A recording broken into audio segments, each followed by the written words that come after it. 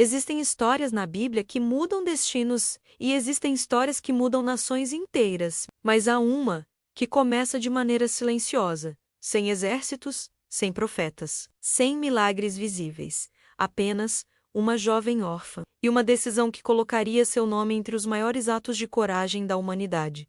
Majestade, peso do destino. Essa é a história de Esther, a mulher que usou o silêncio para salvar o seu povo e a coragem para enfrentar o impensável. Esther não nasceu escolhida, não nasceu famosa, não nasceu privilegiada, ela nasceu pobre, em meio a um povo sofrido e ficou órfã.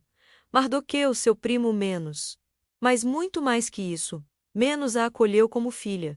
Não havia sangue, mas havia amor. E naquele pequeno lar marcado pela perda, Esther cresceu aprendendo algo que mudaria tudo mais tarde. A força de uma família não está no sobrenome, mas no cuidado. Esther carregava a dor silenciosa de quem já perdeu demais, mas também a firmeza de quem foi amado quando ninguém mais ficou. O rei Assuero precisava de uma nova rainha, e o império inteiro recebeu um decreto: reunir moças para serem apresentadas ao rei. Mardoqueu sabia que o palácio não era lugar para inocentes, mas também sabia que Deus às vezes coloca pessoas invisíveis em lugares impossíveis. Esther foi levada, sem olhar para trás. Antes dela partir, Mardoqueu lhe deu um conselho simples, mas que valeria sua vida. Não revele quem você é. Esther, entre outras jovens, ficavam na casa das mulheres, sendo preparadas com perfumes e trajes. Diferente das outras moças, Esther não buscava o brilho do ouro, nem a glória da coroa. Sua beleza era natural, mas sua humildade era única. Ela, ouvindo atentamente o eunuco Hegai, nada pediu, enquanto outras disputavam atenção. Esther conquistava respeito. Assuero, observando Esther pela primeira vez, encontrou algo que não via há anos: paz. Então, a coroa foi colocada lentamente sobre a cabeça de Esther, e assim a órfã se tornou rainha. Mas o trono não era a vitória. Era apenas o início.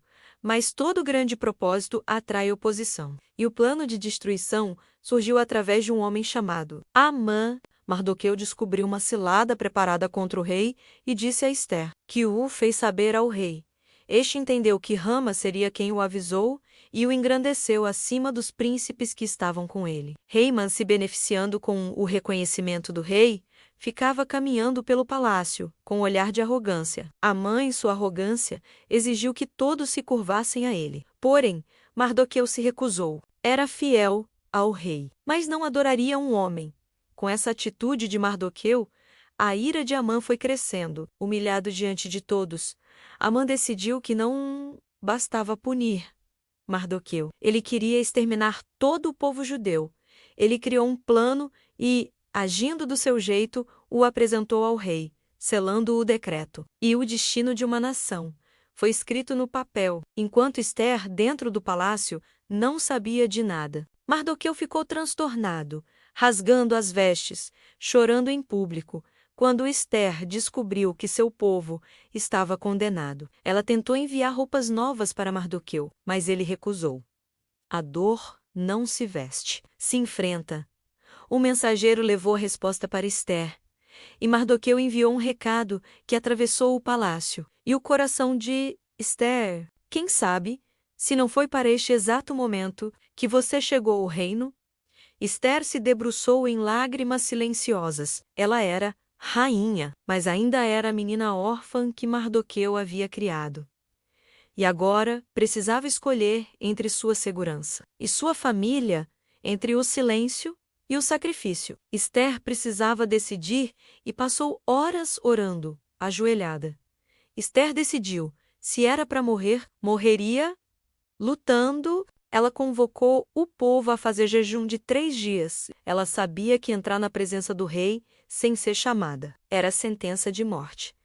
Mas o amor pelo seu povo e pela sua família falava mais alto. Ao 3º dia, Esther se vestiu de suas vestes reais e resolve caminhar em direção ao trono. Foi no silêncio do coração e na coragem dos passos, que Ester iniciou a maior virada da história persa. O rei Assuero estava sentado sobre seu trono, guardas ao redor. Quando Ester entrou, os guardas seguraram a respiração. O rei franziu o senho. O palácio inteiro congelou. O rei estende o cetro bem devagar. No instante que definiria vida ou morte, a graça venceu. Ester se aproxima, tocando o cetro, aliviada. Mas Ester não acusou Amã imediatamente. Ela não pediu justiça. Pediu um jantar, com a presença do rei e de Haman. Amã ficou feliz, achando que estava sendo honrado. Estava celebrando o início da própria ruína, e sua vingança contra Mardoqueu não cessou. Aí, seguindo conselhos de sua mulher e de seus amigos, planejou o fim de Mardoqueu. O banquete foi preparado à luz de tochas. Amã estava muito satisfeito. E Ester, sempre séria. No segundo banquete, Ester finalmente fez o pedido que ecoaria pela história. Se achei favor aos teus olhos, ó rei, salva a minha vida. E a vida do meu povo, o rei fica surpreso. Ester revela sua identidade e os planos de Rama.